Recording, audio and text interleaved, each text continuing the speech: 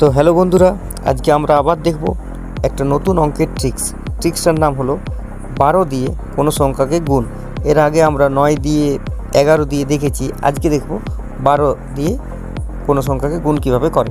তাহলে দেখো কি করব, যখন 12 দিয়ে কোনো সংখ্যাকে গুণ করতে হবে তখন আমরা কি করব, ডিজিটগুলো ডবল করব। দেখো তাহলে 3-এর ডবল কত করব, 3-এর ডবল 6, ঠিক আছে।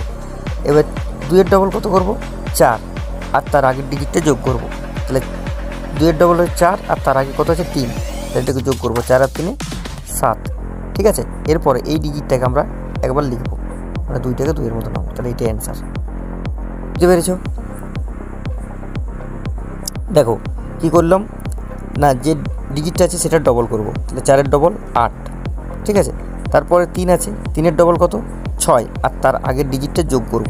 তাহলে 6 আর 4 10, 10-এর 0, হাতে 1 ক্যারি, ঠিক আছে। 2-এর ডবল কত করব 4, এবারে 4 তার আগে একটা ডিজিট আছে 3, সেটা যোগ করব, 4 আর 3 7, আর হাতের 1 আছে, তাহলে 8, ঠিক আছে।